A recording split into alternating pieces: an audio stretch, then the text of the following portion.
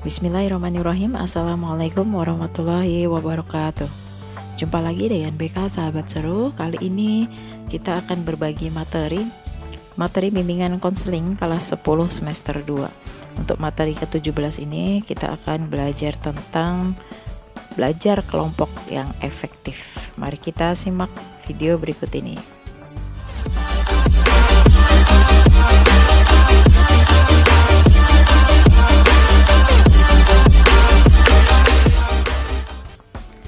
Belajar kelompok merupakan sebuah model pembelajaran di mana peserta didik belajar bekerja sama dalam sebuah kelompok untuk menyelesaikan tugas belajar. Menurut Mujiono, metode belajar kelompok dapat diartikan sebagai format belajar mengajar yang menitik beratkan kepada interaksi anggota yang satu dengan anggota yang lainnya dalam suatu kelompok guna menyelesaikan tugas-tugas belajar secara bersama-sama. Jadi, belajar kelompok itu adalah kegiatan belajar dalam kelompok dengan tujuan untuk memecahkan permasalahan yang ada. Tujuan dari belajar kelompok adalah untuk mengembangkan cara berpikir kritis dalam memecahkan masalah, mengembangkan kemampuan bersosialisasi dan komunikasi, meninggikan rasa percaya diri terhadap kemampuan siswa. Selain itu, belajar kelompok juga bertujuan agar siswa dapat memahami dan menghargai orang lain. Nah, kita akan melihat beberapa manfaat dari belajar kelompok. Manfaat yang pertama yaitu dengan membentuk kelompok belajar dapat memotivasi semangat belajar antar teman satu dengan teman yang lainnya. Kemudian yang kedua, saling berbagi informasi dan pengetahuan antar teman. Kemudian yang ketiga, membangun komunikasi timbal balik dengan adanya diskusi. Selanjutnya yang keempat, meringankan tugas yang diberikan karena dikerjakan bersama-sama. Yang kelima, mengoptimalkan kemampuan berpikir siswa dalam menanggapi suatu permasalahan. Kemudian yang keenam, bekerja sama dalam menyelesaikan tugas dan bersosialisasi di luar sekolah. Selanjutnya yang ketujuh, belajar lebih menyenangkan karena dikerjakan secara berkelompok. Dan yang terakhir, meningkatkan kualitas kepribadian seperti adanya kerjasama, toleransi, berpikir kritis, dan sikap disiplin. Selanjutnya, belajar kelompok yang efisien itu yang seperti apa? Nah, kita akan melihat bagaimana kelompok belajar yang efisien itu. Yang pertama, pilih teman yang paling cocok untuk bergabung dalam satu kelompok yang terdiri dari 3-5 orang. Dengan anggota yang tidak terlalu banyak, diharapkan lebih fokus dalam berdiskusi. Kemudian yang kedua, tentukan dan sepakati bersama kapan, di mana, dan apa yang akan dibahas, serta apa yang perlu dipersiapkan untuk keperluan belajar kelompok. Hal ini penting agar semua anggota dapat mempersiapkan diri akan materi yang akan didiskusikan.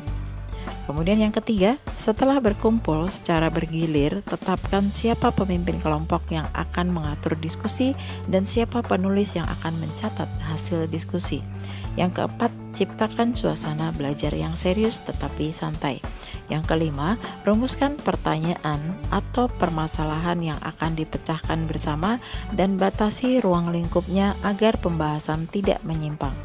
Selanjutnya yang keenam, bahas dan pecahkan setiap persoalan satu persatu sampai tuntas. Berikan kesempatan kepada setiap anggota untuk berpendapat, lalu kaji bersama manakah yang paling tepat. Selanjutnya yang ketujuh, bila terdapat persoalan yang tidak dapat dipecahkan atau tidak ada kesepakatan antar anggota, tangguhkan saja, kemudian minta pendapat guru, lanjutkan ke persoalan yang lain. Kemudian yang terakhir, yang kedelapan, kesimpulan hasil diskusi dicatat penulis lalu dibagikan kepada anggota kelompok untuk dipelajari lebih lanjut di rumah masing-masing. Berikut ini ada beberapa hal yang perlu diperhatikan dalam kegiatan kelompok belajar. Yang pertama, pembentukan kelompok. Kelompok dalam kegiatan kelompok belajar dibentuk atas bimbingan wali kelas, guru, dan prakarsa siswa sendiri. Besarnya anggota kegiatan kelompok belajar 5 hingga 8 orang.